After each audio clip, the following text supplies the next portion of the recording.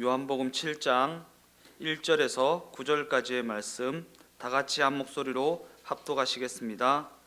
그후에 예수께서 갈릴리에서 다니시고 유대에서 다니려 아니하심은 유대인들이 죽이려 함이러라. 유대인의 명절인 초막절이 가까운지라. 그 형제들이 예수께 이르되 당신이 행하는 일을 제자들도 보게 여기를 떠나 유대로 가소서. 스스로 나타나기를 구하면서 묻혀서 일하는 사람이 없나니 이를 행하려 하거든 자신을 세상에 나타내소서 하니, 이는 그 형제들까지도 예수를 믿지 아니함이러라. 예수께서 이르시되 내 때는 아직 이르지 아니하였거니와 너희 때는 늘 준비되어 있느니라. 세상이 너희를 미워하지 아니하되 나를 미워하나니 이는 내가 세상의 일들을 악하다고 증언함이러라. 너희는 명절에 올라가라. 내 때가 아직 차지 못하였으니 나는 이 명절에 아직 올라가지 아니하노라. 이 말씀을 하시고 갈릴리에 머물러 계시니라. 아멘. 오늘 저는 읽으신 본문의 말씀을 가지고 부르시니가 완성하신다, 부르시니가 완성하신다, 이러한 제목을 가지고 함께 은혜를 나눠보고자 합니다.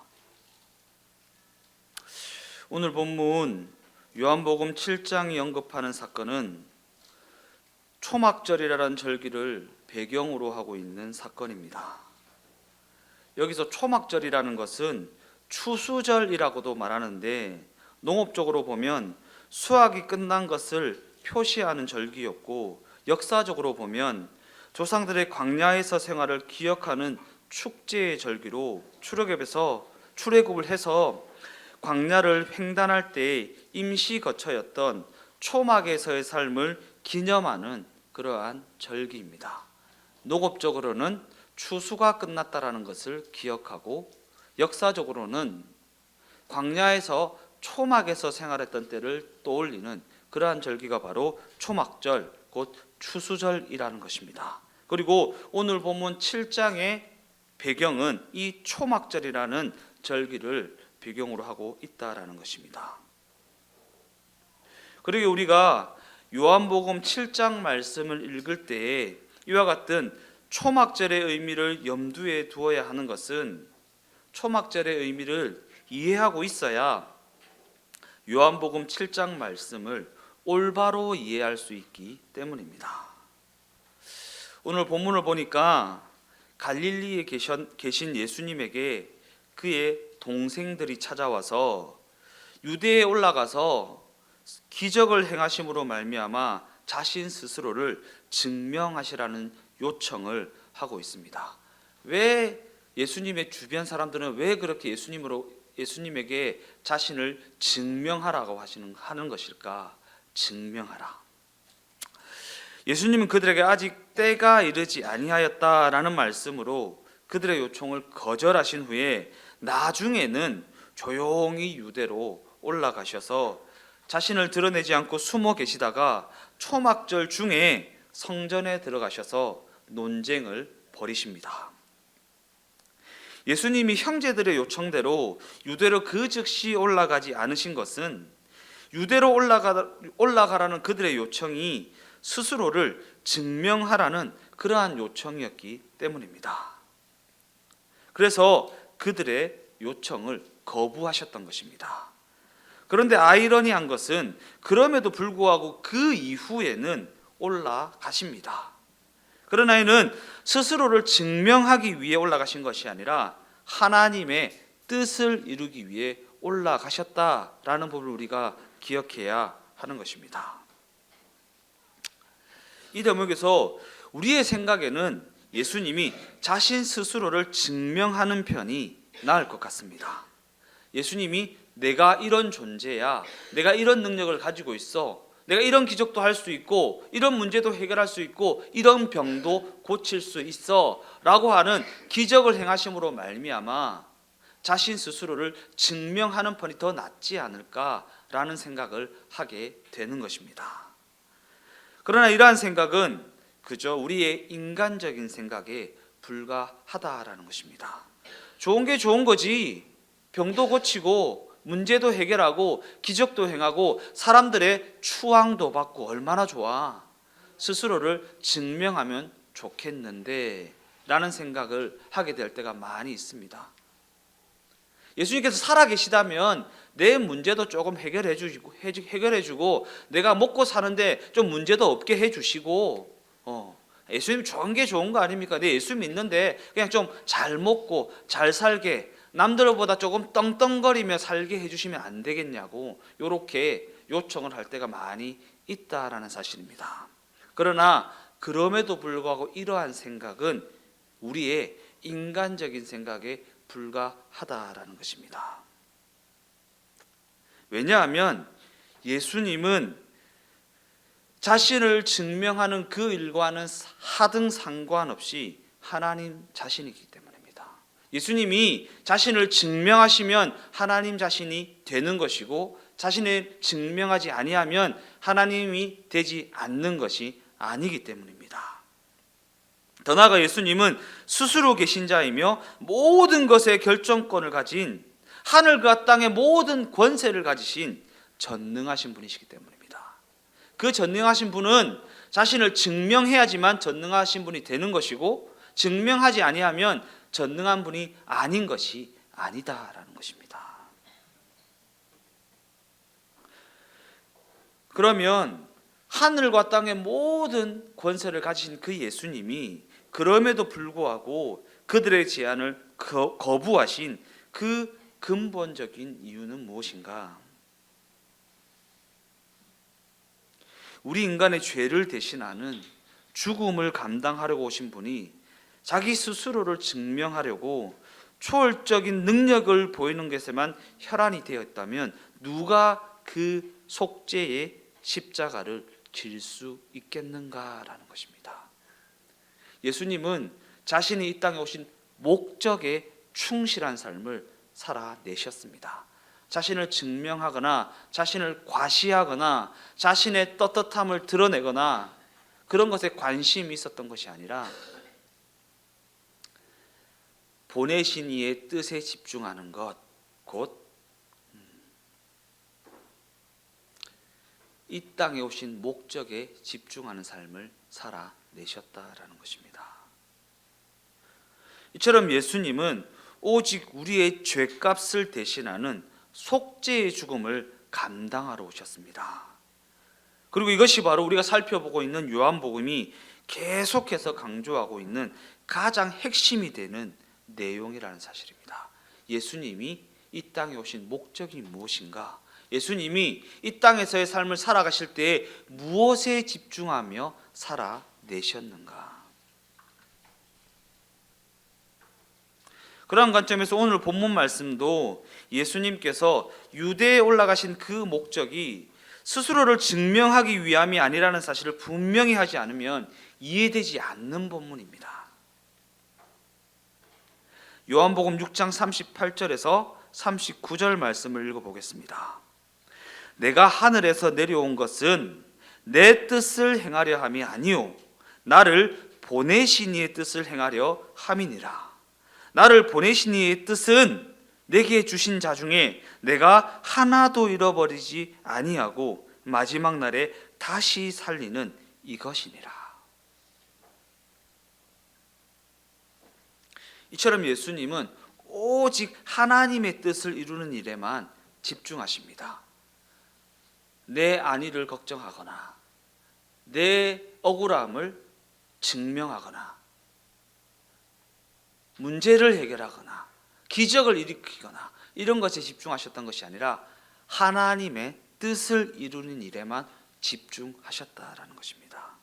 왜냐하면 예수님은 자기의 뜻을 행하러 오신 것이 아니라 자기를 보내신 이의 뜻을 행하려 오셨기 때문이고, 그래서 오직 그 뜻을 성취하는 것에만 집중하셨다라는 것입니다. 그러한 관점에서 예수님이 십자가에서 피 흘리시고 몸 찢기신 후에 다 이루었다라고 말씀하셨던 것은 그가 그 십자가 죽음을 통해 이루시고자 했던 것이 자신을 보내신 이의 뜻이었기 때문입니다. 더 나아가 그를 보내신 이의 뜻은 다른 그 무엇이 아니라 자신에게 맡겨진 자들을 살려내는 일이었다라는 것입니다. 이 사실을 우리가 마음에 새기지 아니하면 성경을 오해하게 됩니다. 예수님이 이런 기적도 행하셨네. 내게도 이러한 기적으로 내 문제를 좀 해결해 주셨으면 좋겠다. 예수님이 이러한 놀라운 일도 행하셨네. 내 인생에도 내 삶의 현장에도 이러한 놀라운 일을 좀 일으키셔서 내게 만족감을 좀 주셨으면 좋겠다라고 오해하게 된다라는 것입니다.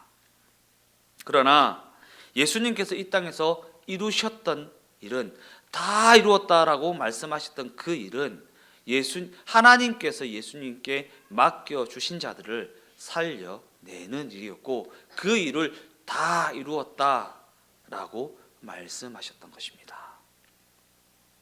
그러기에 동생들의 요청을 거절하신 예수님께서 초막절 중에 성전으로 올라가신 것은 스스로를 증명하기 위함이 아니라 하나님의 뜻을 이루기 위한 과정에 불과한 일이었다라는 것이고, 더 나아가 하나님의 뜻은 그에게 맡기신 자들을 다시 살리는 일이었다.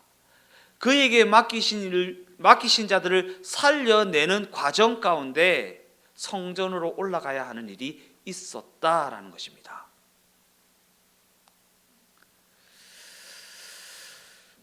레위기 23장을 보면 이스라엘 백성들이 지켜야 할 세 가지 절기가 언급되고 있는데, 유월절과 오순절과 오늘 본문의 배경이 되는 초막절입니다. 그런 관점에서 우리가 오늘 본문을 올바로 이해하기 위해서는 무엇보다도 먼저 이스라엘 민족이 지켜야 했던 그 세 절기에 대해 살펴보아야 합니다. 먼저 유월절입니다. 유월절은 이스라엘 달력으로 정월 14일에 지키는 절기입니다. 정월 14일. 그리고 이스라엘의 정월은 우리 달력으로 하면 3월 중순에서 4월 중순까지의 시기입니다. 그러기에 이스라엘의 정월은 우리 달력으로는 3월 말이나 4월 초가 되는 것입니다. 다음으로 오순절은 유월절 이후로 7번의 안식일이 지난 다음 날입니다. 7번의 주일이 지나면 오순절이 되는 것입니다. 그리고 이날은 7번의 안식일이죠. 7, 7이 49, 49 바로 다음 날 50일이 되는 날이라고 해서 오순절이라 하는 것이고, 7일마다 다가오는 안식일이 7번 지났다고 해서 77절이라고 합니다. 7, 7이 49 다음 날이 오순절이기 때문에 77절이라고도 합니다. 또한 그때가 보리를 추수하는 때이기도 해서 맥추절이라고도 합니다. 오순절, 77절, 맥추절 다 같은 말입니다. 같은 날입니다. 마지막으로 초막절은 이스라엘 달력으로 9월 15일이기 때문에 우리의 달력으로는 9월 하순쯤 되는 절기입니다. 더 나아가 초막절은 추수한 곡식을 저장하는 시기라고 해서 수장절이라고 합니다. 우리가 지키는 추석이나 추수감사절이 바로 이와 같은 명절입니다. 그리고 이 세 절기가 되면 이스라엘의 모든 남자들은 성전에 모여야 했습니다. 이는 모두가 예루살렘 성전에 모여서 하나님 앞에 자신을 보여야 하는 날이었기 때문입니다. 그러한 관점에서 민수기 9장 13절 말씀은 유월절을 지키지 아니하는 자는 그 백성 중에서 끊어질 것이다 라고까지 기록하고 있습니다. 이 절기들을 지키지 않는 자는 백성 중에서 끊어진다는 저주의 선언이 있을 정도로 그들에게 이 세 절기는 너무나도 중요한 절기였다라는 사실입니다. 계속해서 유월절에 대해 좀 더 살펴보면 유월절의 배경이 되는 사건은 출애굽 사건입니다. 이스라엘 백성들이 애굽의 노예로 있을 때에 애굽 왕이 그들을 해방하여 주지 않자 하나님은 여러 가지 재앙을 내리십니다. 그 재앙들 가운데 마지막 재앙은 애굽에 있는 모든 장자가 죽는 것이었고, 하물며 그들의 짐승의 첫 새끼까지도 모두 다 죽게 됩니다. 근데 오직 이스라엘의 장자들만은 살아남을 수 있었던 것은 어린 양을 죽여서 그 피를 문설주와 임방에 바르라는 하나님의 그 명령에 대한 순종에 기인하는 것으로, 하나님의 심판의 사자들이 그 피를 보면 그 집의 장자는 치지 않고 지나가게 되었다라는 것입니다. 하나님의 말씀에 대한 순종에 기인한다. 그리고 그 명령은 어린 양을 잡아 그 피를 문설주와 임방에 바르라는 명령이었다. 그래서 유월절에는 어린 양을 잡는다라는 것입니다. 이것이 바로 유월절이라는 절기의 배경이 되는 사건입니다. 그러기에 유월절에는 양을 잡아야 합니다. 그런데 유월절 바로 다음 날인 유월절이 정월 14일이잖아요. 정월 15일부터는 일주일 동안 무교절로 지키게 되어 있습니다. 유월절과 무교절이 붙어 있습니다. 그리고 무교절이라는 이 절기는 누룩을 넣지 않는 떡을 먹는 절기입니다. 아주 맛도 없는 떡을 먹어야 합니다. 이스트가 들어가지 않았기 때문에, 누룩이 들어가지 않기 때문에 아주 퍽퍽하고 맛이 없는 떡을 일주일 동안 먹어야 한다라는 것입니다. 무교절과 유월절은 서로 다른 절기였지만, 무교절은 유월절 바로 다음 날부터 시작되는 절기였기 때문에 이와 같은 무교절은 유월절과 긴밀하게 이어져 있다고 할 수 있습니다. 계속 이론적인 얘기를 하고 있는데 들어놓으시면 이후에 가서 이해가 될 것입니다. 왜 이런 얘기가 필요한지. 한편 유월절은 엄숙함이 요구되는 절기입니다. 그들이 죽음의 그림자에서 건짐을 받은 날이기 때문이고, 어린 양의 피를 잡아야 하는 날이기 때문이고, 뭔가 출애굽, 구출, 생존, 이러한 엄숙함이 요구되는 그러한 절기가 유월절입니다. 반면에 초막절은 즐거워해야 하는 절기라고 성경은 기록합니다. 레위기 23장 39절에서 43절까지 말씀 읽어보겠습니다. 너희가 토지 소산 거두기를 마치거든 일곱째 달 15세부터 1해 동안 여호와의 절기를 지키되 첫날에도 안식하고 여덟째 날에도 안식할 것이요, 첫날에는 너희가 아름다운 나무 실과와 종려나무 가지와 무성한 나무 가지와 시내 버드를 취하여 너희의 하나님 여호와 앞에서 1해 동안 즐거워할 것이라. 너희는 매년 1해 동안 여호와께 이 절기를 지킬지니 너희 대대의 영원한 규례라. 너희는 일곱째 달에 이를 지킬지니라.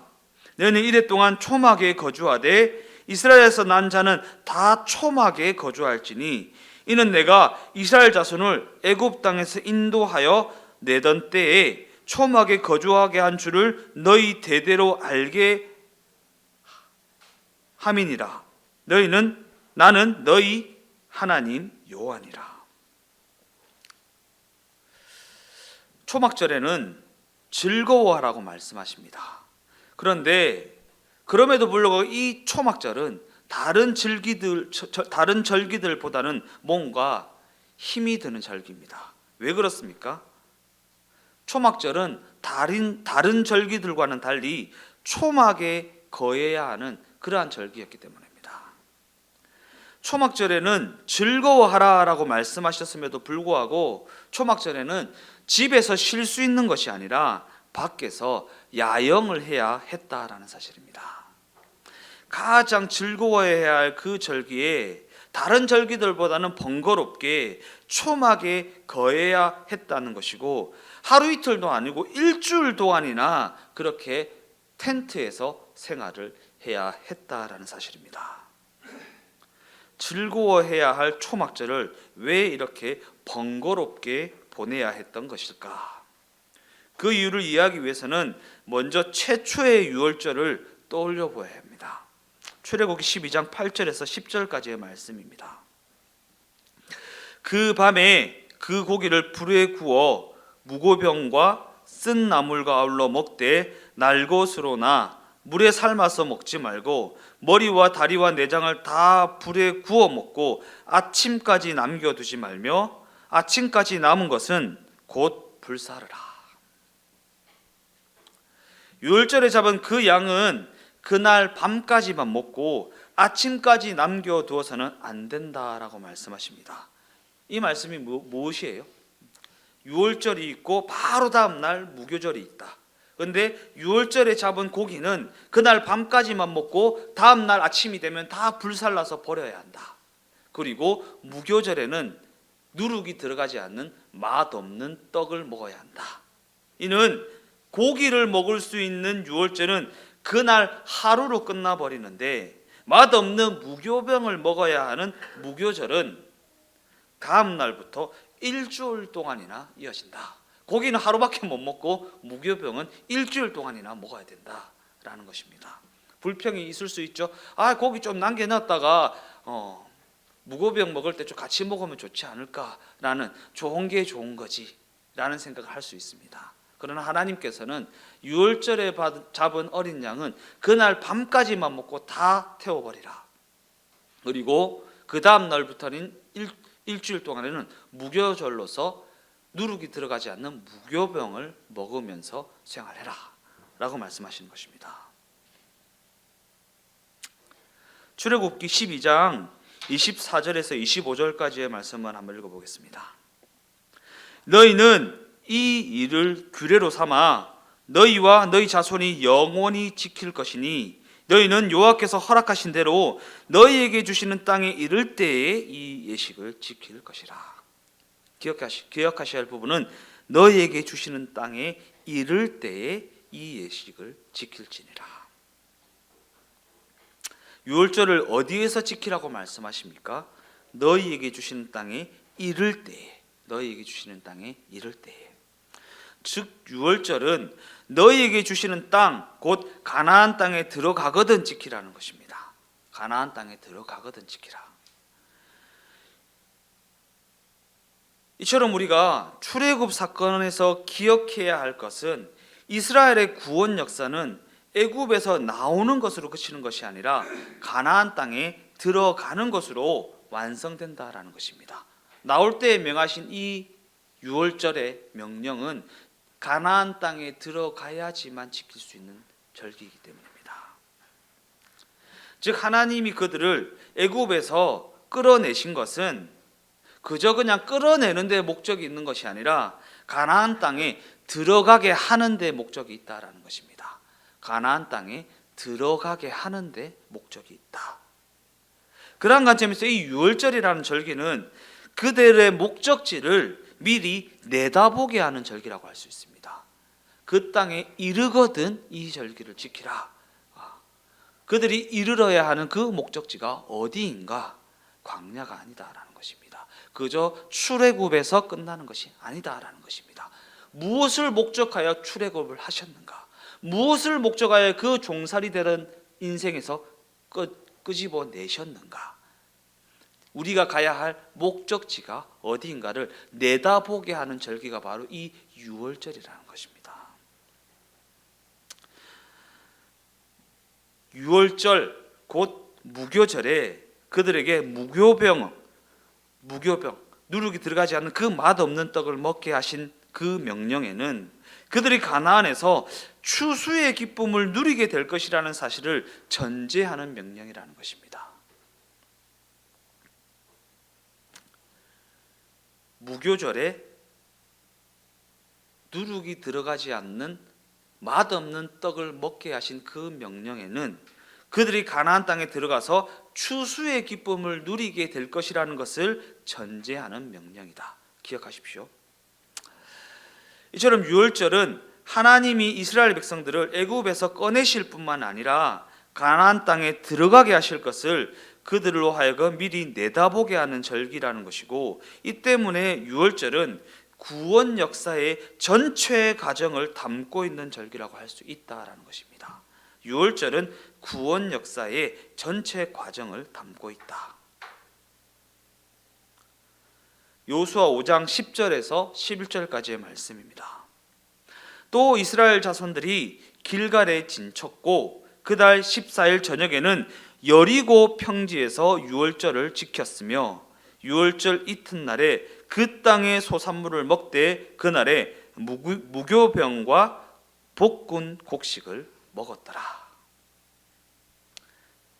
하나님은 이스라엘 백성들에게 가나안 땅에 들어가거든 유월절을 지키라라고 명령하셨고, 여호수아서는 그들이 그 명령하신 대로 그 땅에서 유월절을 지킨 사건을 기록하고 있다라는 것입니다. 하나님이 그 구원 사역을 완성하셨다라는 대목입니다.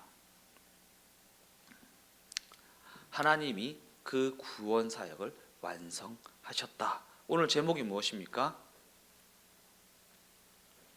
부르신 이가 완성하신다. 끄집어내신 이가 완성하신다. 그리고 하나님의 말씀은 영원하다. 영원하다. 끄집어내시면서 그 땅에 이르거든 유월절을 지키라 라는 말씀을 주셨고, 유월절은 그 땅에 소산이 있어야지만 지킬 수 있는 명절이고, 그들이 그 땅에서 결국에는 유월절을 지키게 되었다라는 부분입니다. 유월절을 지킨 그 다음 날부터는 무교절이기 때문에 그 땅의 소산을 가지고 만든 떡을 먹게 되어 있습니다. 그러기에 이 유월절은 무교절과 연결되어 있기 때문에 그 땅의 소산, 곧 곡식이 없이는 지킬 수가 없는 절기입니다. 그러한 관점에서 그들이 광야 생활을 하는 동안에는 유월절을 딱 한 번밖에 지키지 못했던 것은 그들에게 곡식이 없었기 때문입니다. 언제 지켰습니까? 출애굽한 그 즉시, 그때 그 시점에만 지킬 수 있었습니다. 출애굽을 했으니까 그 당시에는 곡식이 있었던 거예요. 근데 그 이후에는 유월절을 지키지 못했다. 왜 그렇습니까? 그들이 광야에서 생활하는 동안에는 하나님이 내려주시는 만나를 먹고 살아야 했기 때문입니다. 그런데 그들이 가나안 땅에 정착해서 그 땅의 소산을 먹게 된 그 다음 날부터는 더 이상 만나가 내리지 아니하였다라는 사실을 우리가 성경을 통해 확인할 수 있습니다. 더 나아가 이 부분을 시기적으로 살펴보면 유월절은 봄이고 초막절은 가을입니다. 유월절은 봄이고 초막절은 가을이다. 그런 관점에서 그들이 유월절을 지키기 위해서는 무교절을 지킬 곡식이 필요한데, 곡식은 추수철을 지나야지만 얻을 수 있는 것입니다. 그래서 하나님께서 이스라엘 백성들에게 그 땅에 들어가거든 유월절을 지키라라고 하신 그 명령에는 추수의 기쁨이 전제되어 있다라고 말하는 것입니다. 즉 유월절을 가나안 땅에 들어가거든 지키라고 하신 그 명령에는 하나님이 그들을 가나안 땅에 들이심으로 말미암아 초막절이라는 추수의 기쁨을 먼저 마련해 주시겠다라는 약속이라는 것이고, 그 명령에는 내가 너희로 하여금 추수의 기쁨을 누리게 하고야 말겠다라고 하는 하나님의 의지와 하나님의 집념이 담겨 있는 그러한 명령이었다라는 것입니다. 우리가 하나님의 의지가 어디에 있는지, 하나님의 집념이 어디에 있는지, 곧 하나님의 뜻이 어디에 있는지를 분별해야 하는 것은, 우리가 이 땅에서 살아가면서 아등바등 해봤잖아요. 이것도 해보고 저것도 해보고 이렇게도 해보고 저렇게도 해보고 내가 할 수 있는 모든 경우의 수를 다 동원해서 다 해보았잖아요. 그런데 결론은 무엇입니까? 소용없더라. 소용없더라. 무슨 말입니까? 제가 여러 번 말씀드렸지만 아무리 로또라고 해도 하나님의 의지와 하나님의 집념이라는 하나님의 섭리를 이기지 못한다라는 것입니다. 하나님의 섭리를 이기지 못한다. 그러니까 내 마음에 들지 않는 상황, 내가 원하지 않는 그 시츄에이션, 거기서 벗어나려고 아등바등 하려고 하는 것이 아니라 그 상황 속에서 조금 불편하지만, 조금 어렵지만, 조금 쪼들리지만 각각 부르심을 받은 그대로 하나님과 함께하며 그 시간을 누리라는 것입니다. 누리라는 것입니다. 제가요, 얼마 전에 저희 지방에 장례가 나서 고성을 갈 일이 있었어요.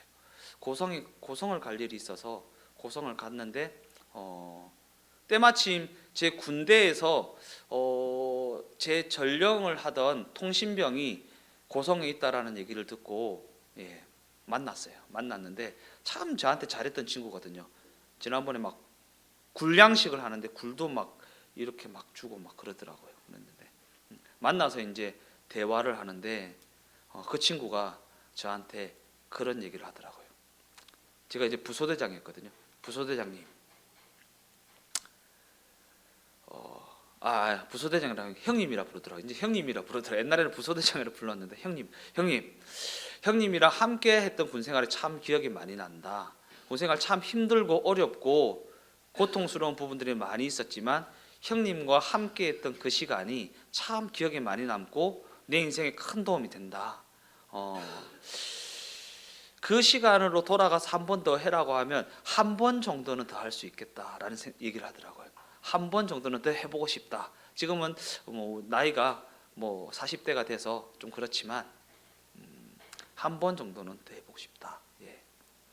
그냥 그 관계 속에서 그 관계를 누리며 지냈던 그 시간들이 참 좋았다라는 것입니다.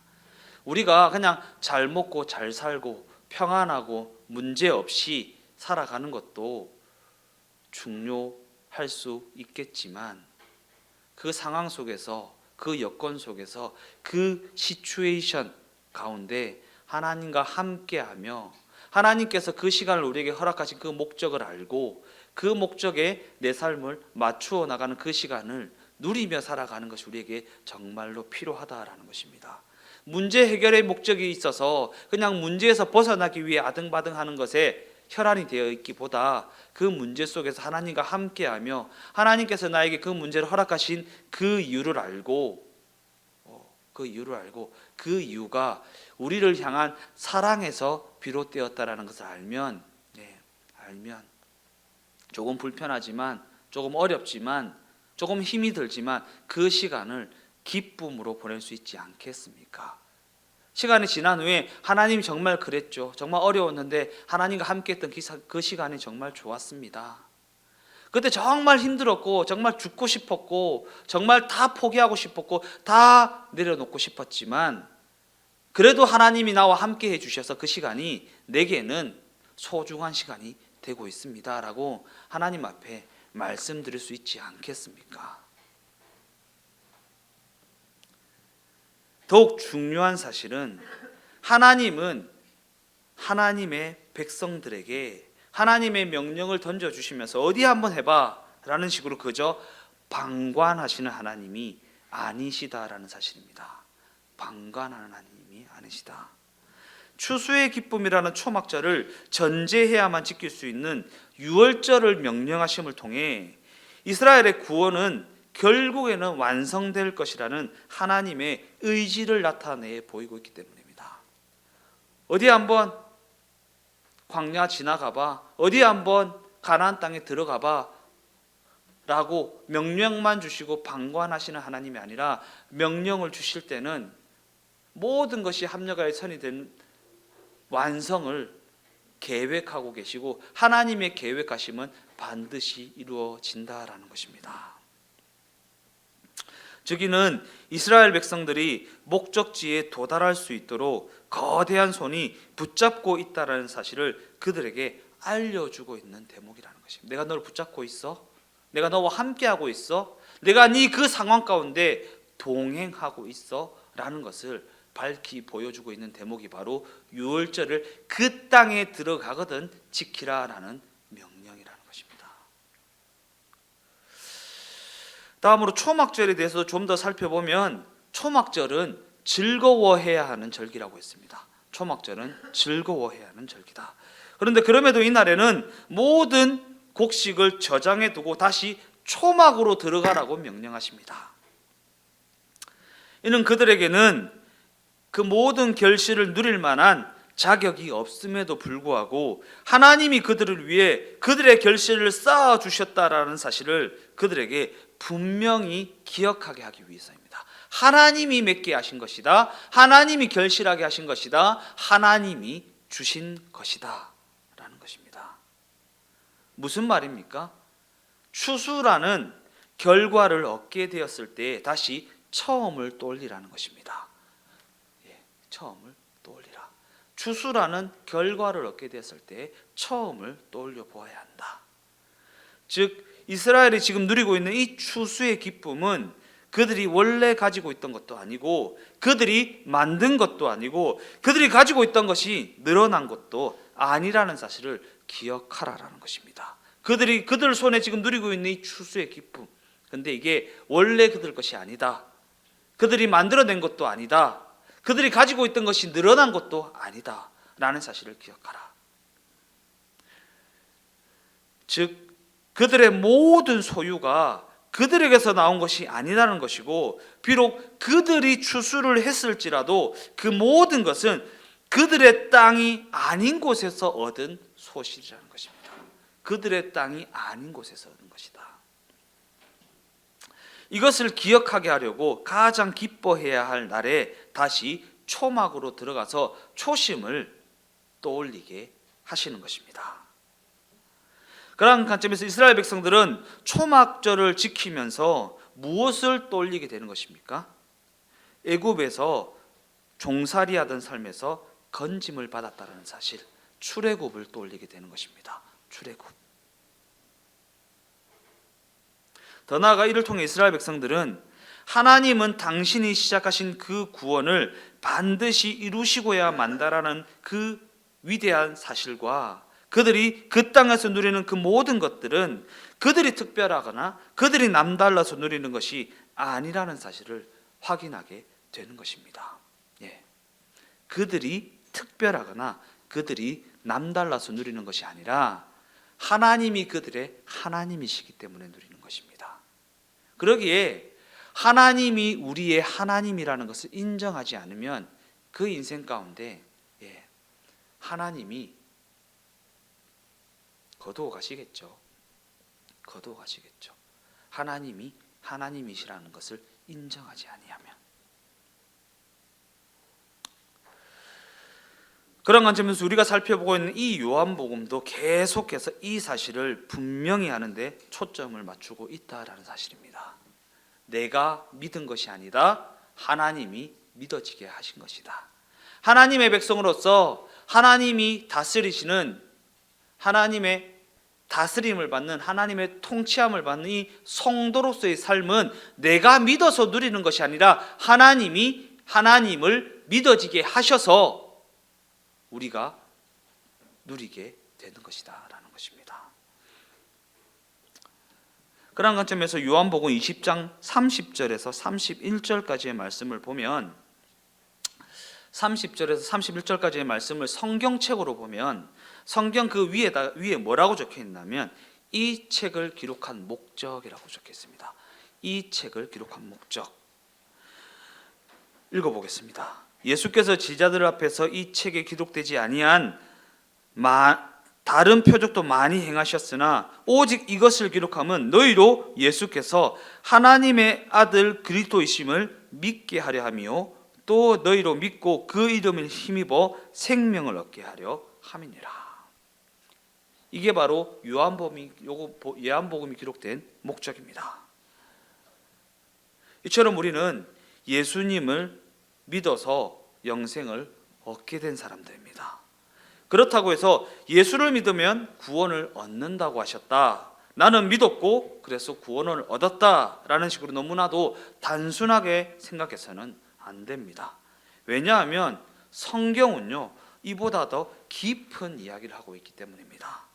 더 나아가 우리는 예수가 믿어지게 하셔서 영생을 얻은 자에 불과하기 때문입니다. 내가 믿어서 얻은 자가 아니라 예수가 믿어지게 하셔서 영생을 얻은 자에 불과하기 때문입니다.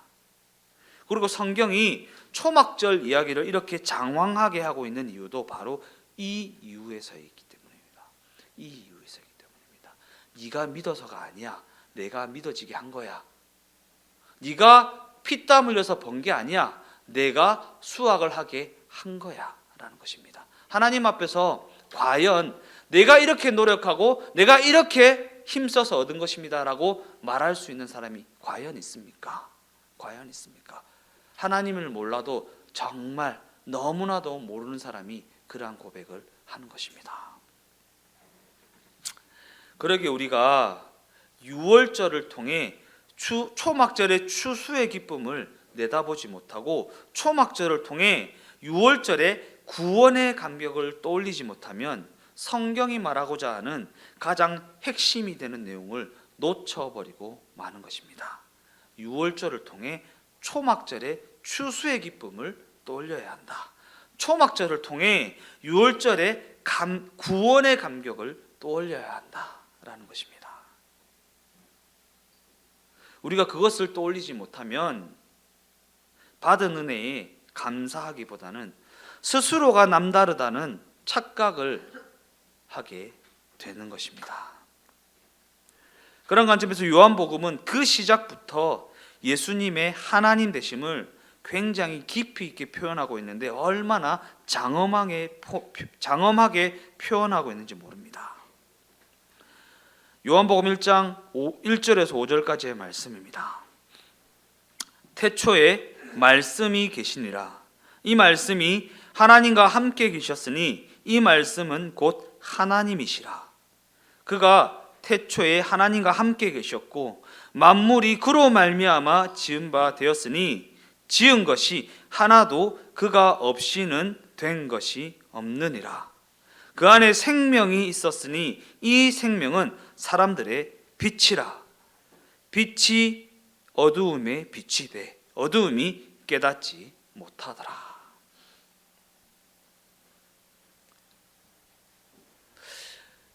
요한복음이 의도하고 있는 이러한 장엄함이 단지 예수님의 장엄함을 묘사하기 위한 것만이 아닌 것은 바로 그 뒤에 빛과 어두움의 대조가 이어지고 있다라는 대목 때문입니다. 빛과 어두움이 대조되고 있다.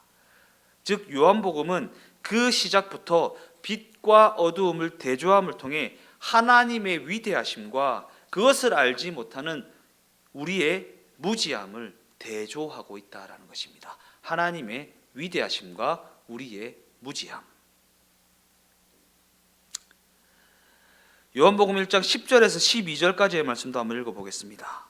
그가 세상에 계셨으며 세상은 그로 말미암아 지은 바 되었으되 세상이 그를 알지 못하였고 자기 땅에 오매 자기 백성을 영접하지 아니하였으나 영접하는 자 곧 그 이름을 믿는 자들에게는 하나님의 자녀가 되는 권세를 주셨다.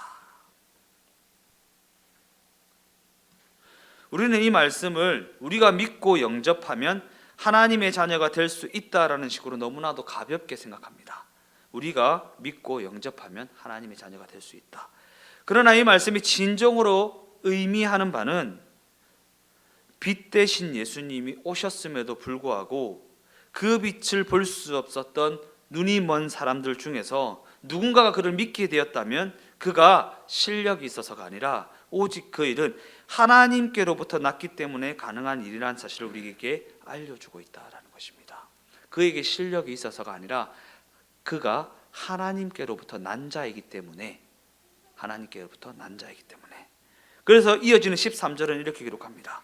이는 혈통으로나 육정으로나 사람의 뜻으로 나지 아니하고 오직 하나님께로부터 난 자들이니라. 이 요한복음 1장 12절 말씀은 죄인을 생명으로 불어들이는 힘 있는 말씀입니다. 영접하는 자, 곧 그 이름을 믿는 자들에게는 하나님의 자녀가 되는 권세가 되셨다. 우리가 너무나도 잘 아는 말씀입니다. 그러나 그럼에도 불구하고 이 말씀은 이어지는 13절 말씀이 핵심이자 결론이라는 사실을 놓쳐서는 안 됩니다. 왜냐하면 우리는 혈통이나 육정이나 우리가 가진 그 어떤 것으로 구원의 조건을 만족시켜서 성도의 자리에 서게 된 것이 아니기 때문입니다. 우리는 오직 하나님의 은혜로 말미암아 이 자리에 서게 되었습니다. 하나님의 은혜로 말미암아. 그래서 오늘 이렇게 찬양했죠. 하나님의 부르심에는 후회하심이 없다. 내가 이 자리에 선 것도 주의 부르심이다. 하나님의 부르심이라는 그 은혜로 말미암아 이 자리에 서게 되었다.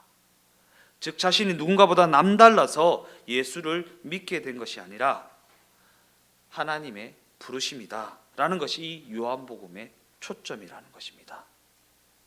그리고 부르신 이가 완성하신다. 부르신 이가 완성하신다. 부르심을 입은 자들에게는 모든 것이 합력하여 선을 이룬다. 하나님이 이루어 가신다라는 것입니다. 결론적으로 말씀을 마무리하겠습니다. 마태복음 5장 17절에서 18절까지의 말씀입니다.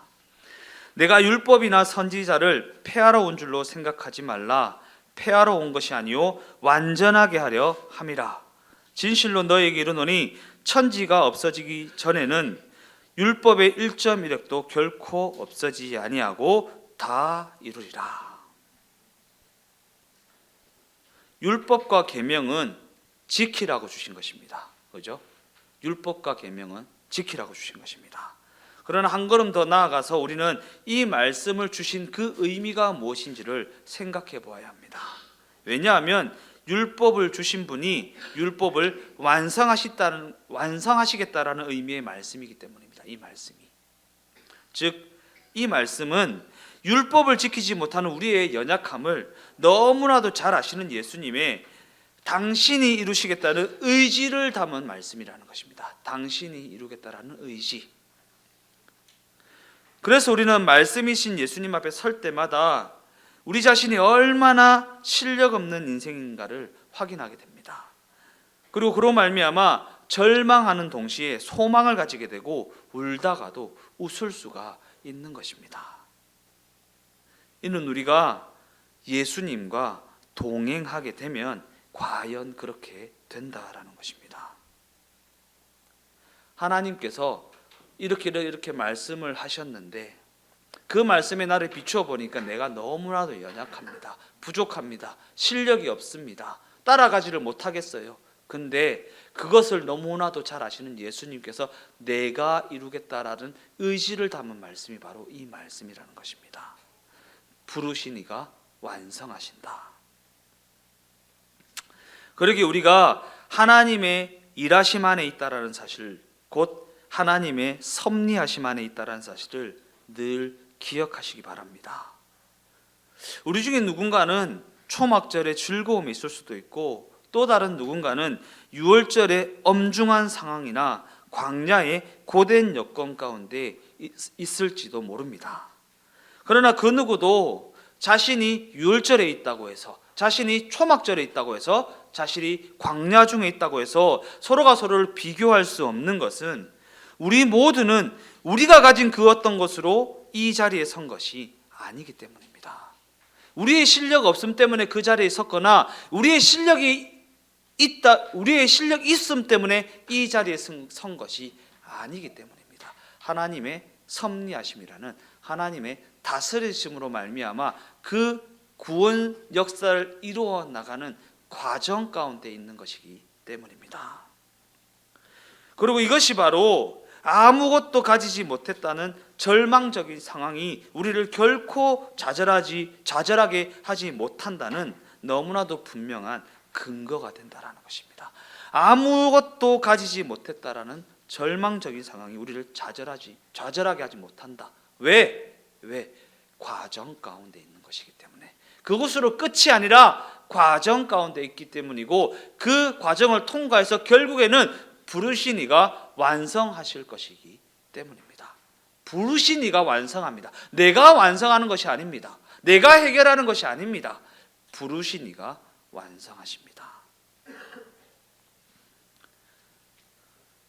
우리 주동행교회 각 사람이 우리를 향한 하나님의 계획하심과 우리를 향한 하나님의 전능하신 능력 앞에, 곧 하나님의 섭리하심과 통치하심과 인도하심 앞에 온전히 항복함으로 말미암아 그 다스리심을 누리며 살아가는 인생이 되어지기를 예수님의 이름으로 축원드립니다.